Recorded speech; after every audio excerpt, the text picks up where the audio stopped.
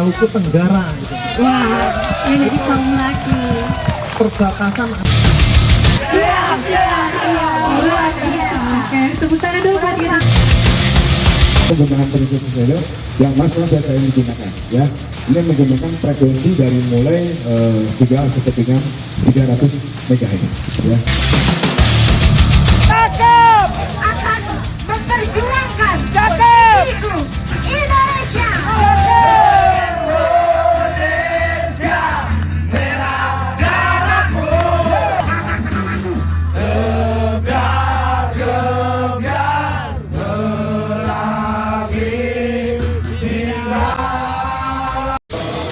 Dari Kasiop, dari Kasilandra, pembina, pengasuh, serta seluruh komponen yang mendukung kami.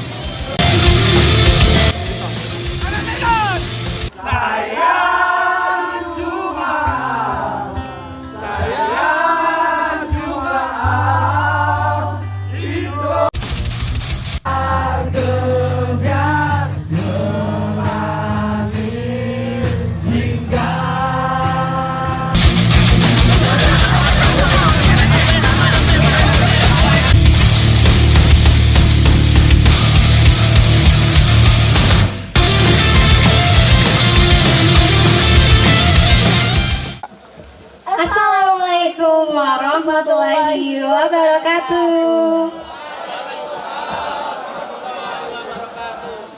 Selamat pagi dan salam sejahtera untuk kita semua. Senang sekali dapat menjumpai Anda semua di pagi hari ini bersama saya sebagai moderator Risma Rizkia, ditemani rekan saya Isnaini Alivia Syahara.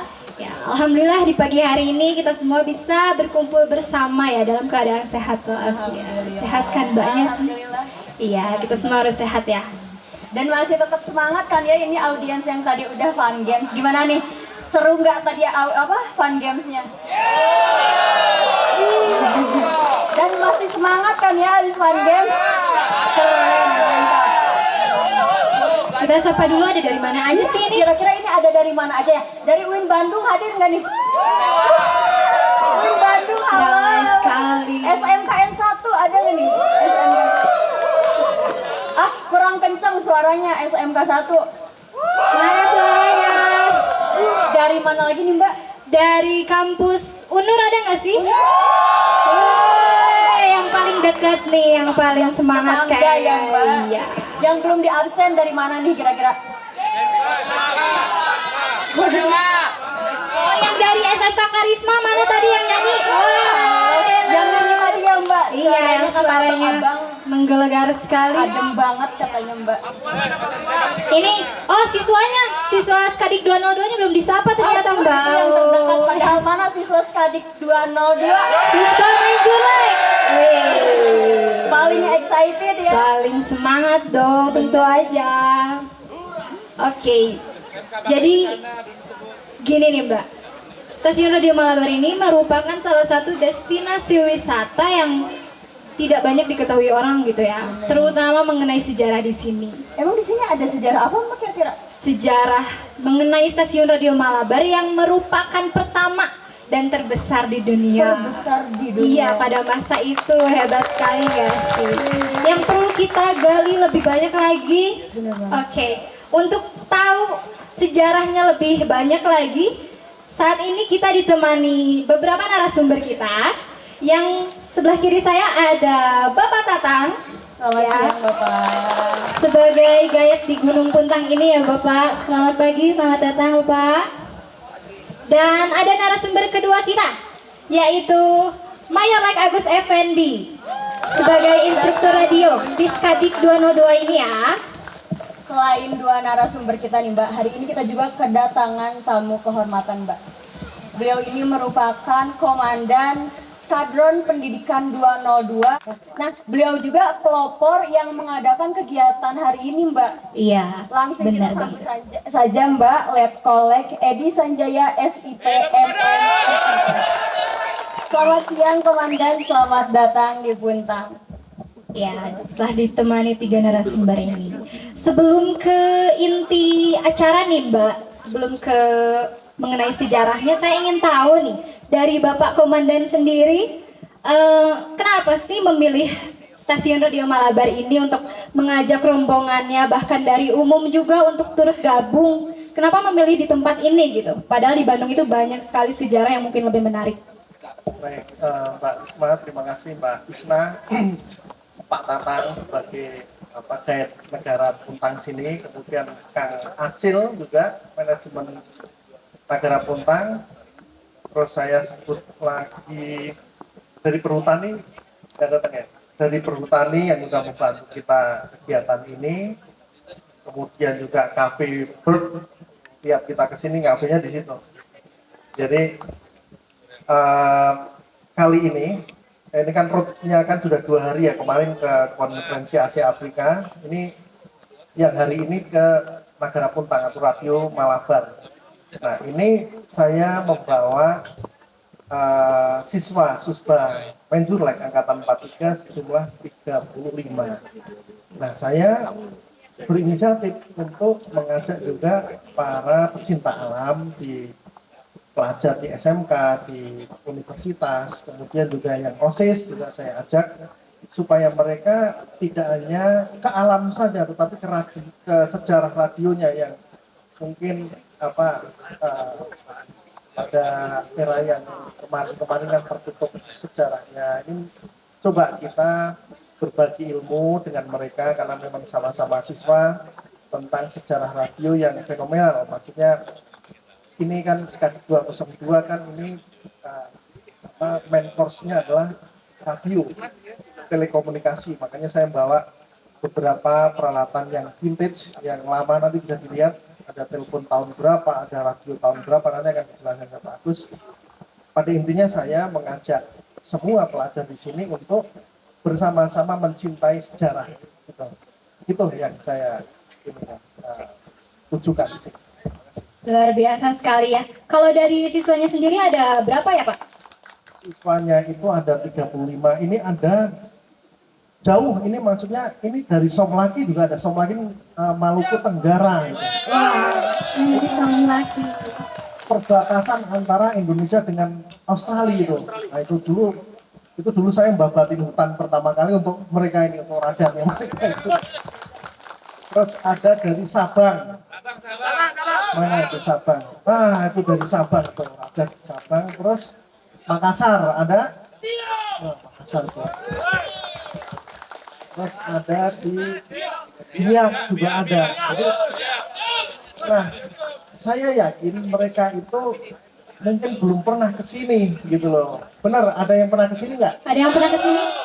Belum pernah ke sini. Jadi memang ini mudah-mudahan mereka punya ilmu lah nanti ke sini. Kita orang radio, kita orang elektronika, mengerti sejarah, jadikan pedoman masa dinastinya masih panjang, jadikan pedoman sejarah itu supaya yakin dengan KRI. Terima kasih. Ya, luar biasa sekali ya Mbak ya. Tadi saya lihat juga ternyata komandan ini sangat antusias mengenai sejarah ya.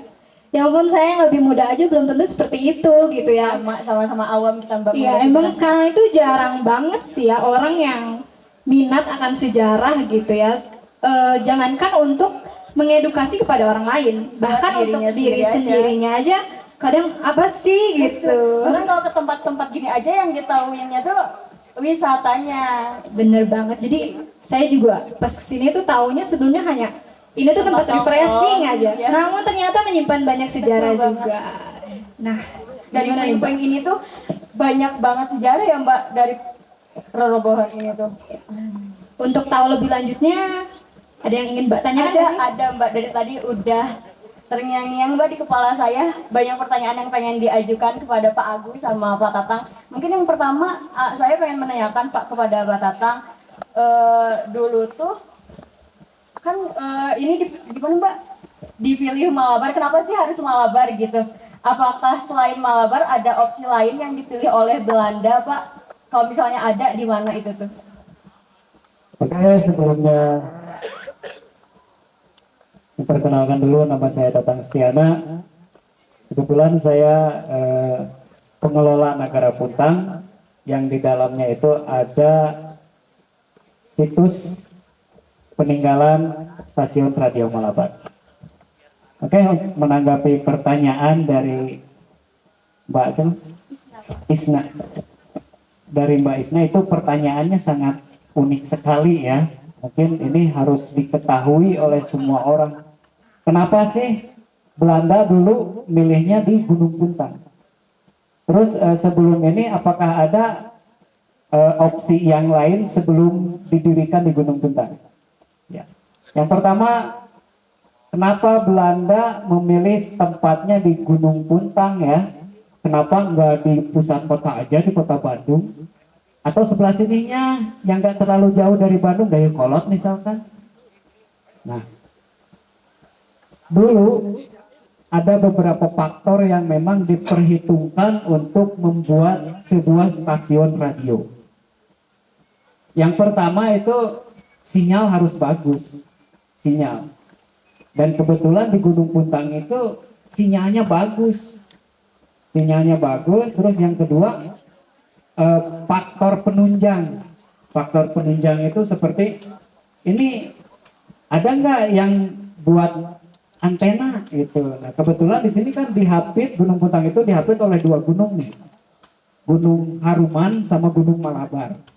Nah, itu salah satu faktor pendukung yang memang didirikannya stasiun radio Malabar. Karena itu kan udah tinggi gunungnya, itu bisa dipergunakan untuk membuat antena, menyimpan antena itu. Jadi nggak perlu, Fasilitasnya paling memadai. betul, nggak perlu tower lagi gitu. Itu yang kedua. Yang ketiga itu adalah debit air. Debit air di sini banyak melimpah ya, dan itu merupakan salah satu faktor pendukung. Karena apa? Mesin transmitter radio itu memang memerlukan daya yang begitu besar. Makanya debit air diperlukan untuk apa? Untuk pembangkit tenaga listriknya. Makanya dipilihlah di sini karena faktor-faktor itu sangat mendukung sekali. Sebelumnya ada di Cililin. Itu yang kedua ya. Yang pertama sebetulnya bukan di Cililin, di Situbondo, Jawa Timur. Dipilih di Situbondo, Jawa Timur, memang faktor sinyal di situ bagus. Terus faktor pendukungnya, gunungnya juga ada, cuman debit airnya kurang. Jadi tidak bisa untuk membangkitkan tenaga listrik untuk menggerakkan generator itu. Nah, yang kedua di Cililin. Di Cililin dibangun juga itu stasiun radio. Lagi-lagi debit air. Debit air ketika kemarau itu tidak ada.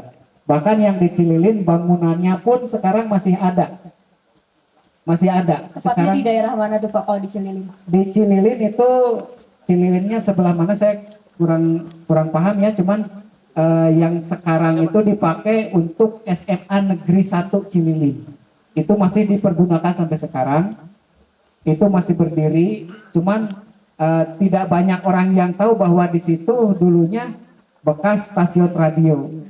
Nah, setelah Cililin barulah dipilih Gunung Puntang karena berbagai faktor pendukungnya itu sangat mendukung sekali. Itu mungkin yang saya tahu. Demikian. Terima kasih Bapak. Jadi ternyata memang di sini itu lebih strategis ya. Faktor-faktor pendukungnya itu lebih baik, lebih akurat gitu ya untuk membangun stasiun radio ini. Mungkin Bapak bisa tunjukin sebelah mana itu di sini yang menjadi stasiun radionya, Pak? Oke, yang menjadi stasiun radio adalah di sini ada kelihatan itu pondasi-pondasi bekas dudukan mesin. Itu yang ada kotak-kotaknya itu sebetulnya itu dudukan mesinnya, karena mesin dulu itu besar-besar. Mesinnya besar dan memerlukan daya juga sangat besar sekali. Dan itu bukan bangunan yang berdiri di belakangnya, itu bukan stasiun radionya. Malah stasiun radionya itu di sini di depan. Di sini. Jadi di sini berdiri bangunan besar, tinggi. Cuma sekarang sudah tinggal puing-puingnya. Jadi dudukan mesin segala macam ada di sini. Ini sekarang tinggal puing-puingnya yang kelihatan itu, yang masih kelihatan tinggal puing-puingnya. Jadi berdirinya itu sebelah sini. Jadi tepat di depan kolam itu ada bangunan tinggi besar. Bahkan orang sini menyebutnya Gedung Sabahu. Kenapa disebut Gedung Sabahu? Ternyata setelah saya cari artinya itu ada yang menyebutkan kalau di Jawa itu sebau ya. Sebau itu kurang lebih 3.500 meter persegi.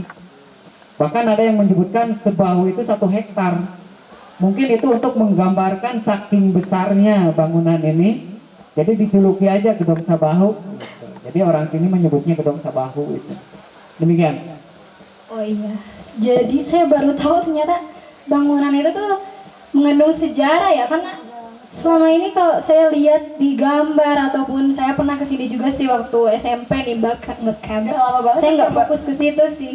Kirain cuman ya udah reruntuhan bangunan biasa. Berarti dulu tuh bangunannya tuh dari mana ke mana ya, Pak? Nah, untuk bangunnya sendiri itu dari ujung sana, Luas sekali. dari ujung sana sampai ujung sini itu bangunan. Terus itu sampai yang pondasi itu sebetulnya satu atap sama bangunan ini, satu atap. Jadi yang belakang itu terpisah, bangunannya terpisah. Jadi dari ujung sana sampai ujung sini. Nah, sampai ada tumpukan batu yang paling depan sampai situ itu bangunan itu. Itu. Cukup luas banget Betul, ya. betul. Jadi mungkin pada saat itu ada beberapa operator atau teknisi apa ya? Betul, betul. Itu Ada. dari pribuminya atau dari Belandanya sendiri? Untuk operatornya itu memang ada warga orang lokal yang memang diikut sertakan yang tergabung di pemuda PTT itu. Jadi pos telegraf dan telepon. Karena awal berdirinya PT Pos itu dari sini. Karena kan mesin telegrafnya di sini. Nah, itu operatornya ada sebagian orang lokal, tapi sebetulnya sih kebanyakan sama orang Belandanya juga, sama teknisinya pun. Jadi orang lokal itu hanya asistennya, hanya asisten. Kebanyakan Iya. orang kita tuh jadi yang ini ya, Pak, kerja, Betul. pekerja Jadi asisten dan pembangunannya. itu sebetulnya yang membangun orang lokal itu, warga sekitar yang membangun bangunan itu.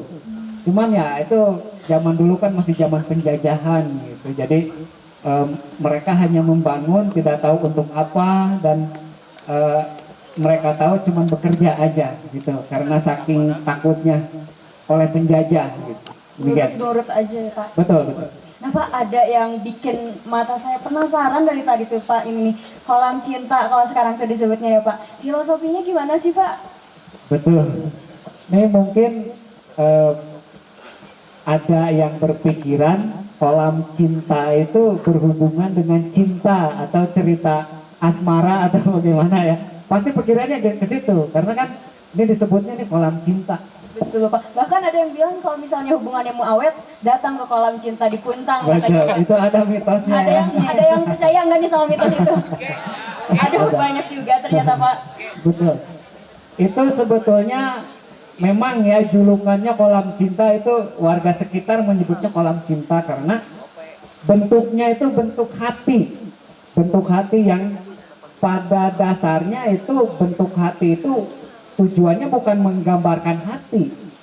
Itu sebetulnya menggambarkan anak panah yang memang mengarah ke Belanda pada saat itu. Jadi dari sini itu arahnya ke Belanda karena tujuannya dibangun stasiun radio Malabar salah satunya untuk komunikasi dengan negara Belanda. Nah, makanya dibikin kolam itu dengan bentuk anak panah. Iya, anak panah ke Belanda. Dan untuk mitosnya sendiri memang mitos ada banyak. mitosnya juga, Pak? Iya, banyak beredar seperti itu. Ini kalau ke sini katanya langgeng atau gimana. Ya itu yang namanya mitos itu sesuatu yang belum pasti kebenarannya. Itu kembali ke kita ya. Kembali ke diri kita percaya atau tidak. Nah, yang pasti saya kasih tahu, mungkin saya membahas tentang tujuan mitos itu sendiri. Kenapa sih mitos suatu tempat itu diangkat? Mungkin bukan hanya di sini ya yang banyak mitosnya. Setiap tempat pun mungkin yang saya tahu pasti ada mitosnya ya. Nah, biasanya mitos berhubungan dengan mistis. Betul ya, kadang berdampingan lah dengan mistis. Dan kenapa itu diangkat? Nah, pada zaman dulu ketika kita masih dalam masa penjajahan, orang itu lebih percaya sama mitos dibanding lebih taat pada aturan gitu, pada aturan pemerintah gitu ya misalkan. Nah, lebih kuat percayanya sama mitosnya. Mitos ini nggak boleh gitu, nah lebih nurut seperti itu. Karena memang pada zaman dahulu kan pemerintah pun belum banyak mengatur tentang hal-hal seperti itu. Misalkan di hutan itu nggak boleh apa sih, nggak boleh begini, nggak boleh gitu. Dulu itu belum ada aturan seperti itu, makanya dimitoskan. Jadi tujuannya itu untuk menyelamatkan suatu tempat, makanya dimitoskan. Nah itu mungkin. Ternyata namanya di Indonesia ya, mitos itu segala diada-adain Bener gitu ya. banget, apalagi mulut-mulut orang Indonesia tuh paling pinter ngebumbu-bumbuin cerita ya Mbak. Bener banget. Mbak ngomongin tadi tentang apa kolam cinta tuh yang menghubungkan Indonesia dan Netherlands. Jadi penasaran sama yang tadi Mbak sempat bilang ke aku Iya. buat pertanyaan. Nah, saya mau nanya nih akan hal itu juga. Mungkin dari Bapak Agus bisa menjelaskan ya. Katanya stasiun radio ini menjadi penghubung untuk komunikasi dari Indonesia ke Belanda. Nah, bisa nggak sih Bapak jelaskan lebih detail lagi mengenai teknisnya, mungkin pola pancarannya seperti apa? Soalnya kayak keren banget ya Mbak bisa langsung dari Indonesia ke Netherlands gitu. Ya baik, saya mencoba menjelaskan tadi pertanyaannya komunikasi tentang dimulai sini mungkin sampai ke Belanda. Kalau kita lihat di sini memang saat itu memungkinkan sekali. Kenapa? Karena mungkin teknologi saat itu baru ada pemancar gitu loh. Pemancar juga masih menggunakan di sini very low frekuensi yang frekuensi 3 sampai 30 kHz bayangkan. Sekarang sudah mega dan sebagainya kan. Sekarang 30 sampai 3 sampai 30 kHz menggunakan frekuensi ini. Makanya dengan frekuensi yang rendah itu otomatis kita menggunakan peralatan satu yang mungkin besar. Contohnya mungkin di sini lihat dari sini aja gedung seperti itu. Saya membayangkan gedung seperti itu mungkin saat itu iya. Kenapa? Karena mungkin kalau sekarang menggunakan teknologi IC yang kecil, saat itu mungkin menggunakan tabung yang besar. Makanya gedungnya seperti itu. Tetapi dengan pola pancaran tadi yang mungkin mencapai sampai 2400 kilo watt ya. Untuk mencapai dari sini sampai ke Belanda. Kemudian sekali ya. Makanya tadi disampaikan sama Pak Tatang bahwa ini ada arah ke Belanda. Jadi lihat di sana pola gedungnya itu di sebelah sana, otomatis itu panjangnya kurang lebih antara sekitar 1 kilometer. Itu tuh langsung dari Indonesia ke Netherlands ya, Pak. Betul. Tetapi menggunakan pola very low frekuensi di mana karakter dari pola low frekuensi di sini bisa jarak jauh, tetapi gangguan cuacanya itu banyak. Tetapi kita maklum karena mungkin teknologi sampai di situ. Kenapa demikian? Karena pola rambatan frekuensi itu tergantung pada permukaan bumi. Kalau mungkin bagus siang clear saja. Tapi kalau ada gangguan mesti sering diganggu. Tapi yang penting mungkin komunikasinya biar sampai ke Belanda, itu aja mungkin disampaikan. Jadi mungkin itu lebih gambarannya ke penyiaran radio gitu ya Pak, bukan telepon ya? Betul, ya jadi di sini ini karena di stasiun radio, makanya perlu pendukung tadi sampaikan saya ada sumbernya ya. Gensetnya mungkin harus gede, kenapa perlu power yang besar. Nah itu diperlukan untuk menghasilkan frekuensi yang kemudian dikirim ke Belanda langsung dengan menggunakan ya macam-macam, mungkin bisa menggunakan telegraf dan sebagainya saat itu. Gitu. Iya, jadi sedikit tergambar sih Mbak. Pikiran saya itu sebelumnya malah dari apakah ini tuh kabelnya dari Indonesia sampai Belanda gitu ya? Jauh banget ya Mbak. Iya. Kembali lagi ke Pak Tatang Mbak. Saya penasaran nih Mbak, selain puing-puing yang ada di sini, alat-alatnya tuh ada yang masih ada nggak sih Pak? Oke, untuk alatnya sendiri mungkin pada saat agresi militer gitu ya, karena ini kan mau setelah Jepang menduduki Indonesia, terus Indonesia merdeka. Setelah merdeka ini resmi di bawah pemerintahan negara Indonesia. Nah, ada kabar bahwa Belanda itu merasa sayang dengan merdekanya Indonesia. Karena Indonesia itu adalah salah satu penyuplai dana ke Belanda. Karena warga sekitar di sini kan bercocok tanam ya, kebanyakan bertani, dan mereka itu dipungut upeti. Kalau sekarang pajak mungkin ya. Jadi pajak pemasukan ke Belanda itu sangat besar sekali. Nah makanya mereka sayang dengan diproklamasikannya negara Indonesia, merdekanya Indonesia, makanya mereka mengadakan agresi militer. Nah kabarnya udah nyampe nih ke Indonesia. Kabarnya udah nyampe, dan sebelum kejadian itu terjadi, maka sebagian mesin itu dibongkar dan diangkut.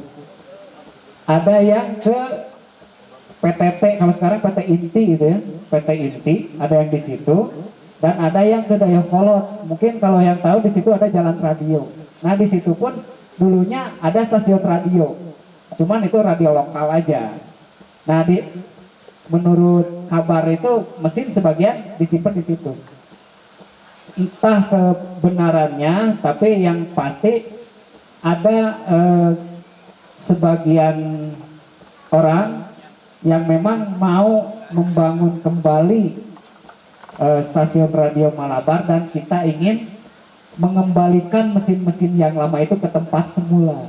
Dimuseumkan. Betul, dimuseumkan. Cuman itu entah kapan dan entah oleh siapa, karena itu membutuhkan anggaran yang sangat besar sekali. Mungkin itu. Demikian. Terima Bapak. Jadi ini tuh kalau bangunan itu belum termasuk cagar budaya ya Pak? Nah, untuk bangunannya sendiri belum termasuk cagar budaya. Baru kemarin-kemarin diteliti sama Disbudpar ya, dan itu mau dimasukkan cagar budaya. Nah, tapi entah kapan dimasukkan cagar budaya. Yang pasti ini baru diteliti. Ya, Mungkin karena emang ada proses yang beberapa harus dilewati juga ya. Betul. Ada banyak faktor yang harus disertakan gitu. Nah itu lagi dicari dulu itu, arsip segala macam. Sayang sekali ya, karena soalnya di sini tuh sejarahnya cukup menarik juga. Sayangkan. Mungkin kalau dari komandan sendiri ada tambahan yang ingin dijelaskan mengenai teknisnya Pak? Mungkin saya lebih ke sisi pertahanan. Kenapa kok radio itu ditaruh di sini, dan ini aman di sini, sebab karena ada bukit, serangan udara kan sulit untuk mencapai ke bawah. Namun sekali lagi seperti sekarang juga kan, sekarang kan eranya database ya, 4.0. Jadi database atau server itu memang harus aman, harus rahasiakan supaya tidak dicuri. Sama seperti yang ini, pada zamannya dia memang harus jauh dari kota, memang harus di bawah bukit, supaya pada saat itu perang di Asia Pasifik Barat dan Timur masih berguncang. Jadi mereka mesti harus membuat se-safety mungkin, seaman mungkin dari serangan-serangan itu. Nah ini dalam konteks pertahanan sangat tepat, saya kira di Untang di sini di radio. Walaupun tadi dari debit air ternyata itu memberikan unsur yang terbaik, mungkin pilihan di sinilah yang memang sudah diteliti saat itu dan yang terbaik di sini, sehingga dari sini ke Netherlands nyampe. Kita nggak tahu apakah itu di relay atau tidak, yang jelas nyampe berita itu. Kan kalau kita lihat peta kan ujungnya di Asia Tenggara Indonesia, lewat lagi kan udah Australia. Nah, ini dari Eropa ke Asia Tenggara, pada saat itu mereka kan mencari, berebut tentang rempah-rempah. Belum ditemukan mungkin wine segala macam, sehingga mereka butuh kehangatan itu tadi, rempah-rempah. Ambil dari Asia, dibawa lagi perdagangan di sana. Betul. Jadi ternyata di sini tuh memang banyak poin plusnya ya. Iya. Selain pesertanya. Mbak, BTW nih dari tadi aku melihat para siswa tuh muka-muka pengen bertanya gitu Mbak. Muka-muka Iya, pengen bener bertanya. banget. Jadi kita kasih kesempatan deh buka untuk sesi tanya jawab untuk para siswa. Berapa orang nih Mbak? Mau 2 kah? Kira-kira lihat dulu deh, seberapa antusias mereka pengen tahu mengenai sejarah di sini ya. Betul Bang. Boleh deh buat 1 orang pertama. Wih, banyak ternyata. Akang yang ini nih tadi pertama. Ya, boleh maju langsung maju aja Bang.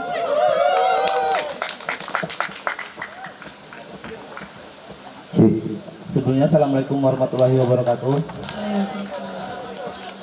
Izin bertanya Bapak, saya sebagai orang awam di sini mengetahui ada sejarah menarik ini gitu ya.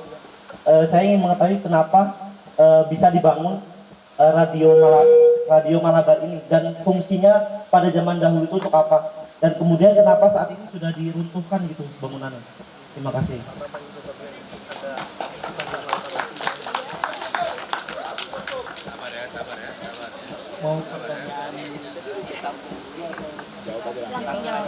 Dengan siapa tadi, A?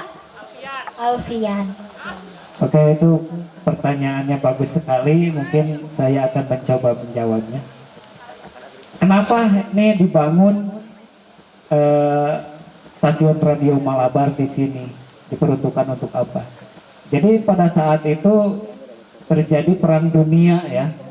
Terjadi perang dunia yang mungkin perlu alat komunikasi. Karena ini kan negara jajahan yang menjajah itu kan orang Belanda, dan keluarganya itu kan masih di sana, keluarganya.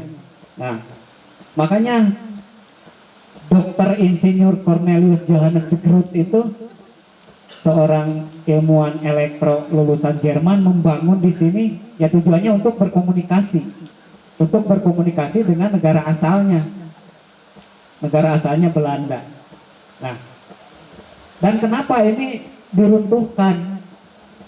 Jadi pada saat itu setelah Indonesia merdeka, ada kabar, tersiar kabar bahwa Belanda itu akan mengadakan agresi militer. Agresi militer yang pertama, kabarnya sudah diterima oleh pejuang Indonesia. Nah, makanya sebelum terjadi agresi militer, mesin dibongkar, sebagian disimpan, dan pengelola di sini 4 orang pemuda pos telegraf dan telepon pada saat itu, pemuda PTT, mendapatkan kabar atau mendapatkan perintah dari komandan residen TKR ya, Tentara Keamanan Rakyat pada saat itu, yang dijabat oleh Mayor Daan Yahya pada saat itu, memerintahkan bahwasannya Bandung Selatan itu harus dihancurkan. Seluruh aset Belanda yang ada di Bandung Selatan termasuk stasiun radio Malabar ini harus dihancurkan. Karena sebelum datangnya Belanda menduduki lagi tanah Nusantara, kita hancurkan asetnya. Nah, disitulah terjadi penghancuran besar-besaran. Dari kota Bandung yang mengarah ke Bandung Selatan ini dibakar semua aset-aset Belanda itu, rumah-rumah Belanda dan sebagainya, termasuk stasiun radio Malabar ini dihancurkan, didinamit dan dibakar. Jadi dengan tujuan supaya Belanda tidak menduduki lagi tanah Nusantara. Nah, dihancurkanlah ini, walaupun sebetulnya sayang ya, cuman itulah pertahanan para pejuang Indonesia itu untuk supaya tidak dijajah kembali. Demikian. Ya. Bagaimana Bang? Sudah jelas jawabannya? Sudah cukup? Oke. Mungkin untuk 1 orang penanya lagi, boleh katanya langsung aja teh. Teteh Gelis ini dari mana?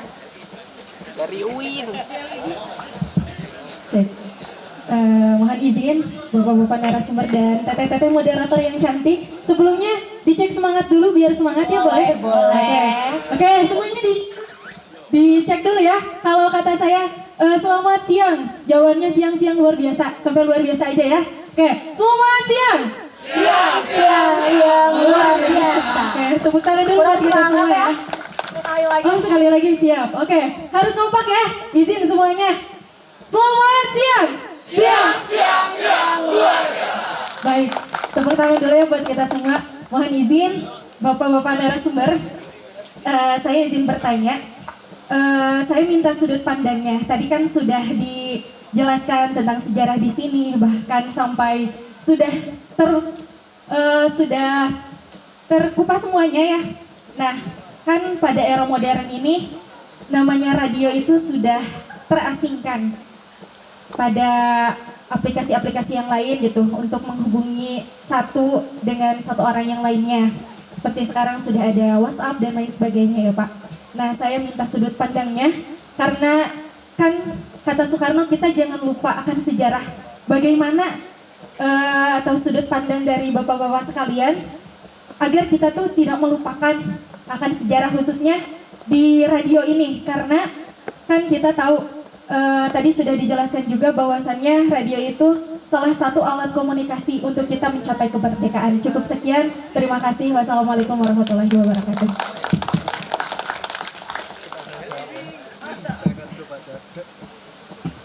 Mbak siapa tadi?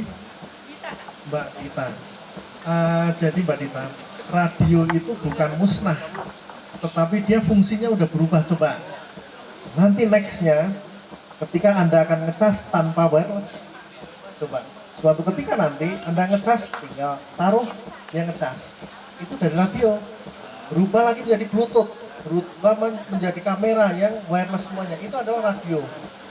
Karena orang di teknologi ini kan apa namanya itu tunggang langgang untuk memastikan itu bermanfaat kepada umat manusia. Jadi radio sudah sangat berubah fungsinya, tetapi ini sangat berfungsi di zaman sekarang gitu.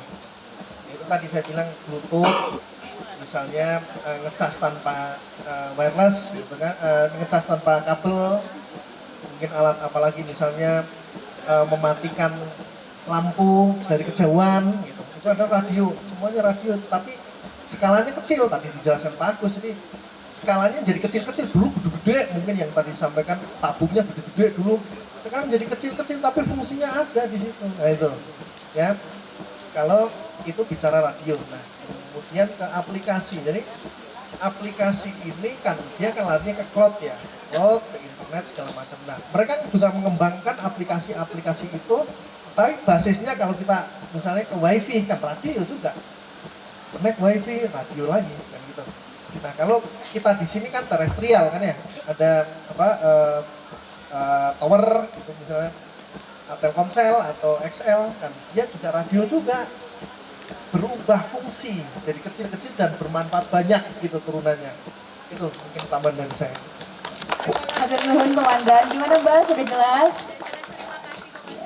Apa ada tambahan dari Pak Tatang, Pak Agus untuk Mbaknya? Mangga Bapak. Oke, saya nambahin pertanyaannya Mbak Gita. Mungkin betul sekali menurut saya yang dikatakan Bapak Komandan. Jadi radio itu bukan musnah tapi berubah. Kalau menurut saya yang namanya frekuensi itu tetap radio ya Pak ya? Betul ya? Termasuk handphone pun kan pakai frekuensi. Nah itu sebetulnya radio yang memang berubah bentuk. Kalau frekuensinya sama frekuensi radio. Nah justru untuk kebutuhan kita saat ini radio itu sangat penting sekali. Ketika kita ketinggalan HP di rumah, wah bingungnya minta ampun. Ini saya kemana ngehubungin nih? Itu ketinggalan HP aja. Makanya dari berubah itu betul, karena setiap frekuensi itu sama frekuensi radio. Dan mungkin yang dimaksud Mbak Gita apa Dita ya? Dita. Nah, yang dimaksud Mbak Dita itu mungkin radionya yang radio komersil itu Pak mungkin. Nah, sebetulnya masih banyak ya yang memakai bahkan yang mempergunakan radio komersil itu. Salah satu dari itu kan banyak produk-produk juga yang bikin iklan di radio karena masih banyak sebetulnya penggemar radio, dan menurut saya radio itu nggak bakal musnah, apalagi frekuensinya itu terus kita pakai dan dikembangkan dengan disesuaikan dengan kebutuhan kita. Itu mungkin tambahan dari saya, mudah-mudahan ya bermanfaat. Demikian. Terima kasih. Jadi ternyata memang radio itu tidak hilang ya, cuman lebih dikemas lagi seiring berkembangnya zaman ke teknologi-teknologi yang lebih modern lagi gitu ya. Mungkin gimana nih kalau kita kasih satu kesempatan lagi ya? Boleh Yang nih. mau nanya ya? Dari siswa main jeleknya, mana nih Mbak tadi yang duluan? Ada yang di depan, Yang di atas. oh yang di atas. Senang.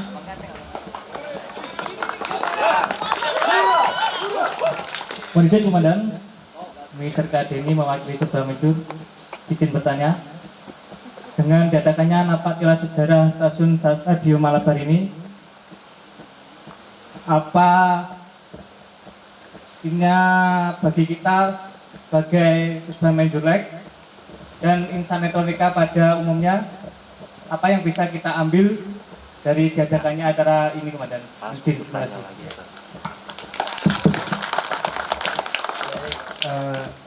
Ada dua mungkin yang saya titik beratkan. Yang satu adalah katanya Bu Siti healing katanya, biar Subang Menjurlek healing katanya. Jadi di kota, terus di kota coba ke alam, coba mencintai alam, kembali ke alam. Satu. Yang kedua adalah kalau saya tadi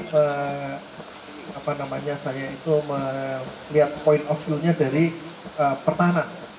Jadi ingat, di zaman sekarang sadar atau tidak segala informasi itu harus rahasia. Betul?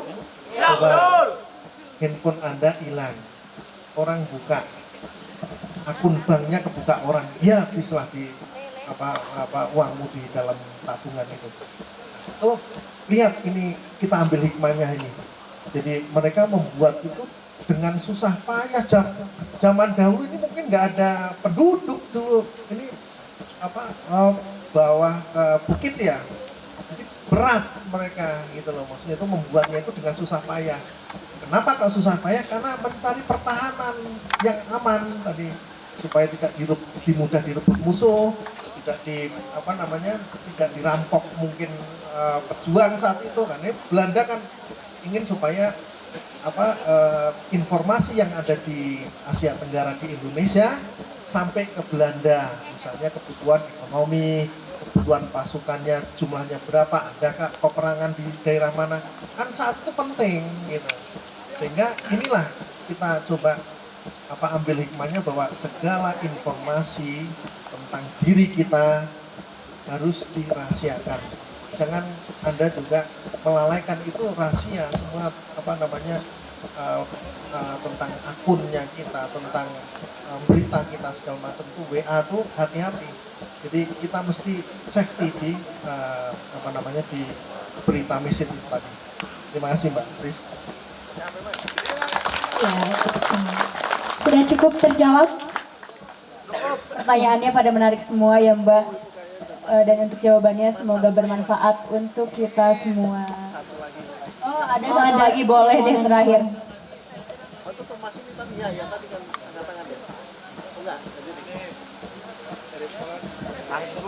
Yang Siapa? Oh iya. Boleh Banyak Dede Gemes langsung ke bawah aja. Iya Dek, maju Dek. Dedek yang manis. Dari mana nih?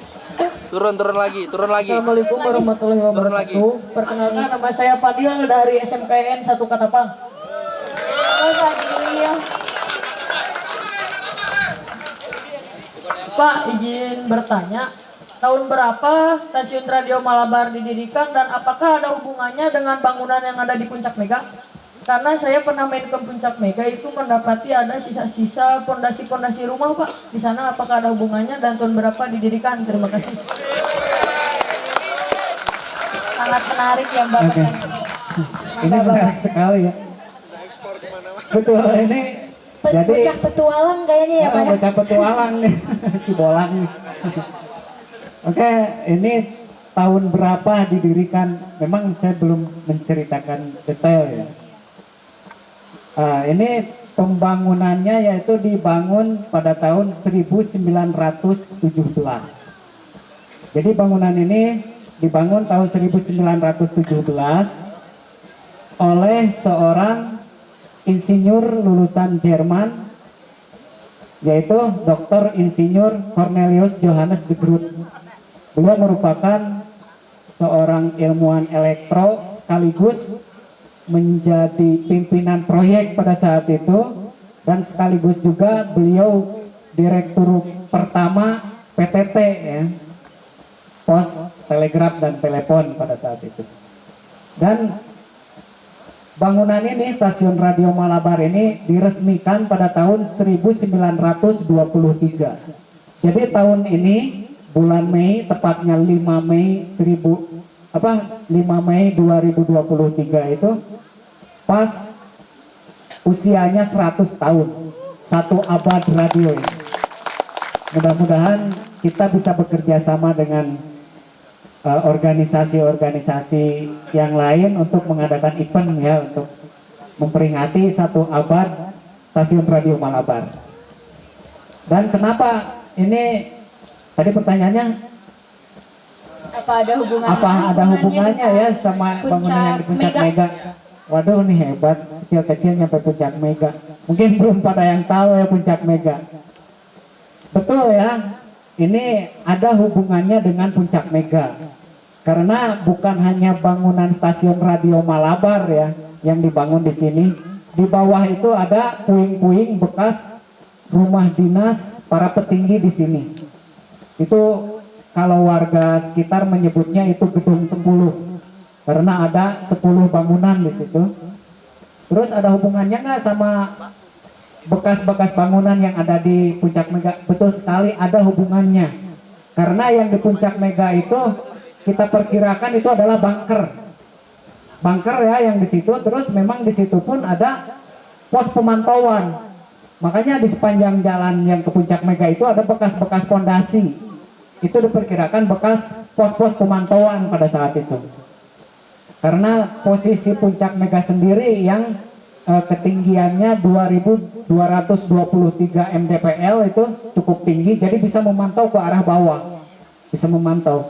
Nah, kita perkirakan di situ bekas bunker dan bekas pos pemantauan. Dan bukan hanya itu, di sana pun ada, kalau dulu itu bekas saluran air, cuman kita tidak tahu itu sumber airnya dari mana. Nah, kita hanya bisa melihat, oh ini bekas-bekasnya ini masih ada. Ternyata kenapa dikatakan Puncak Mega? Karena ada hubungannya dengan kekuatan yang ada di sini. Kekuatan di sini itu berapa megawatt. Nah, itu asal kata Puncak Mega. Demikian. Ya, untuk adek tadi udah terjawab belum? Iya, hebat ya. Udah nyampe Puncak Mega. Keren banget. Udah pengetahuan ingin tahunya itu banyak banget. Yang Saya aja aku aja baru dengar loh Mbak Puncak Mega. kayaknya Mungkin saya bisa langsung dikunjungi kurang sama main ya, Mbak. jauh nih Mbak. Nah, untuk pertanyaan terakhir dari saya untuk Pak Tatang nih Pak. Adakah masukan dari Bapak untuk saya dan kita semua pokoknya, terutama untuk generasi milenial sekarang nih, supaya tetap terus tertarik mengenai sejarah, mengedukasinya bukan untuk diri sendiri, bahkan untuk orang lain juga. Dari Bapak, mungkin ada masukan atau saran? Oke, terima kasih. Jadi saya menggarisbawahi satu pepatah, satu kalimat pepatah. Sejatinya negara akan menjadi besar ketika warganya menghargainya. Nah, dari kalimat itu kita bisa menguraikan ya. Kita sebagai warga negara itu harus menghargai sejarah.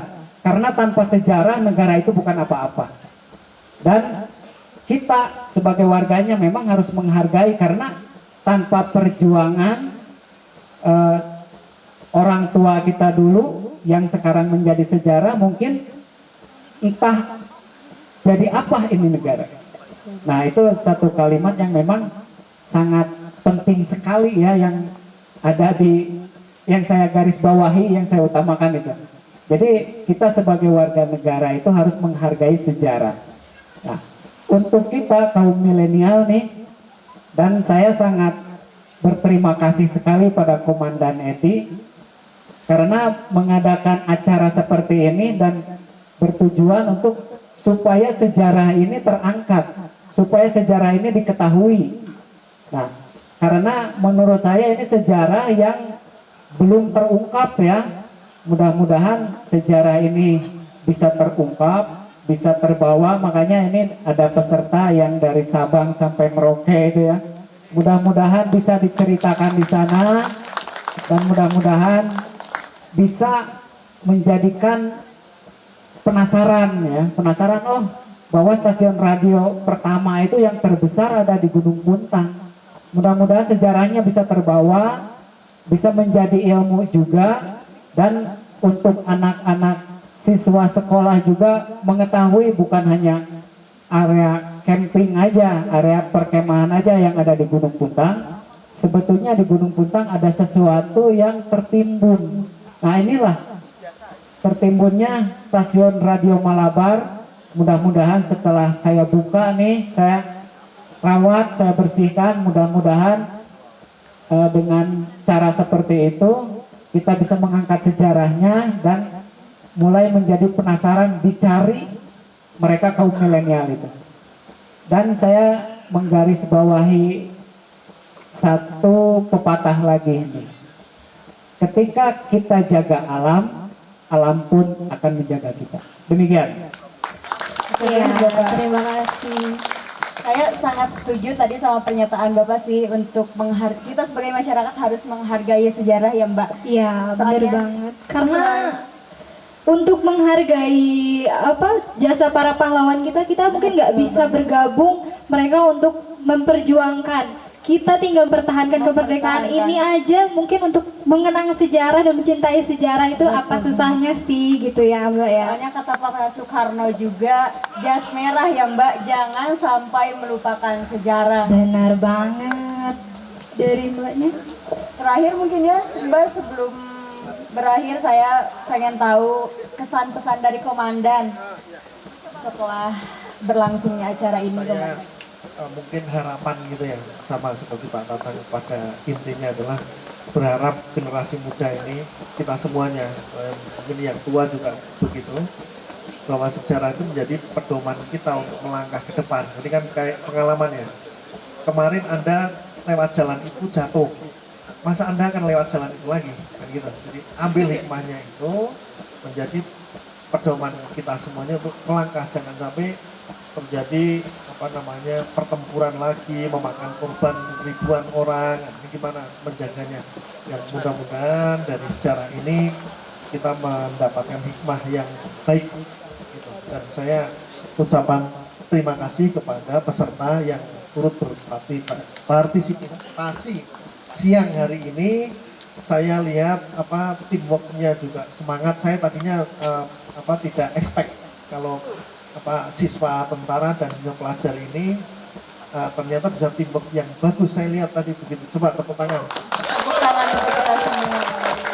Ini mudah-mudahan ini nanti di Kedinahan juga begitu. TNI dengan rakyat membangun desa, membangun kota. Terima kasih, selamat siang. Iya, Komandan. Mungkin yang terakhir kesan pesan dari Pak Agus ya Mbak. Iya. Baik, saya akan coba mungkin sedikit menyimpulkan dari tadi sampaikan di sini ya. Saya sangat terharu sekali ya dengan terutama yang muda-muda ini.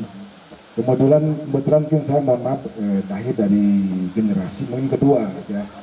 Dari teknologi di sini tadi tabung, saya mengalami tabung dan sebagainya. Dan di sini ada bekasnya juga ada. Nah ini khususnya saya pesankan buat yang muda-muda lah ya, biar tahu ini sebetulnya. Di sini digambarkan tadi dari mulai tabung, radio yang menggunakan tabung seperti ini, besarnya seperti ini. Sekarang kita lihat stasiun radio itu kan jaraknya seperti ini, kecil-kecil. Kenapa? Karena tadi sudah menggunakan dari tabung ke transistor, kemudian IC, chip sekarang kan. Nah itu, mungkin sekarang sudah chip radio ini. Makanya menggunakan radio sekarang yang kecil dengan bisa komunikasi jarak jauh. Nah ini bukti bahwa di sini awalnya cikal bakalnya dari radio komunikasi itu dari sini, seperti saya tadi sampaikan ya. Yang besarnya seperti ini. Nah ke depan mungkin akan lebih kecil lagi gitu loh. Saya disampaikan menggunakan handphone dan sebagainya itu dalamnya sebetulnya apa yang dipancarkan itu radiasi yang dipancarkan. Nah dalam pola radiasi itu bagaimana bentuknya? Basicnya ada sambat yang ini, cuma sekarang sudah menggunakan mikro kecil lagi. Nah itu dampaknya baik, tolong diperhatikan ke depan. Itu sebenarnya ada dampak yang kurang bagus terhadap kita, karena menggunakan handphone itu mesti komunikasi yang dipancarkan dan itu di mana pasangnya? Bisa di telinga. Nah ini sebetulnya mohon maaf sedikit kita ulas, ada dampak sebetulnya. Nah ini mungkin diperhatikan buat adik-adik sekalian, khususnya saya pesan yang tadinya mohon maaf seperti ini, besarnya seperti ini komunikasi, sekarang hanya dengan menggunakan handphone sudah bisa. Semakin kecil dengan komunikasi bisa jarak yang sama. Itu aja, terima kasih. Ya Bapak, mungkin dari apa alat-alat yang di belakang ini apa sih Pak? Mungkin bisa dijelaskan?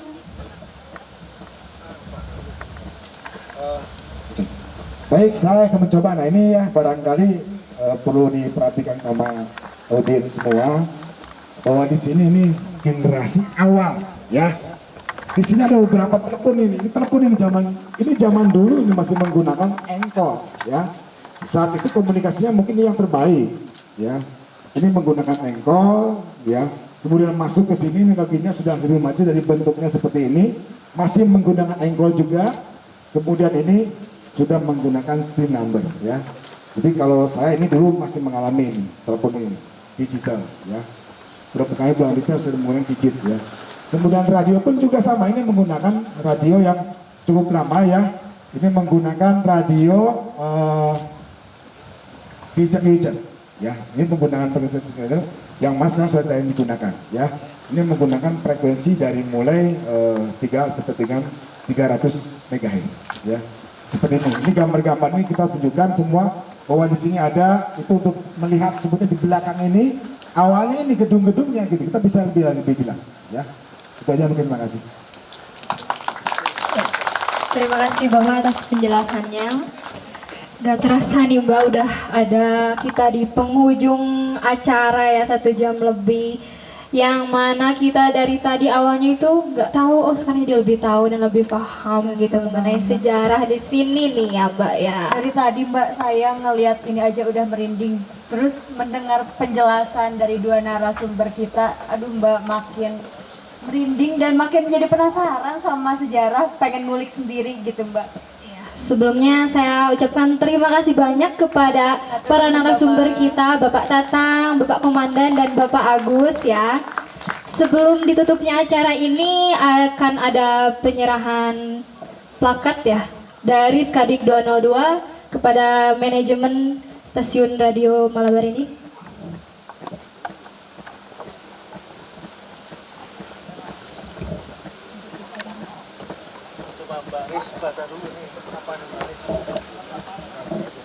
Aan Denken Van dan Skadik 202 Sulaiman Aan Head Manajemen Van Nagara Puntang.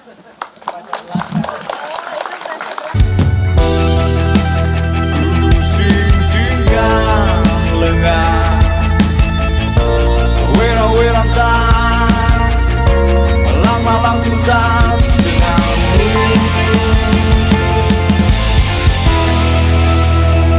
excited banget ya, kayak emang total kelas ternyata organisasinya dijaga banget, gotong royongnya, dan untuk pesannya adain lagi ini ya. Makasih, dadah. Seru banget kegiatannya, terus buat bapak-bapaknya juga pada baik banget, alhamdulillah.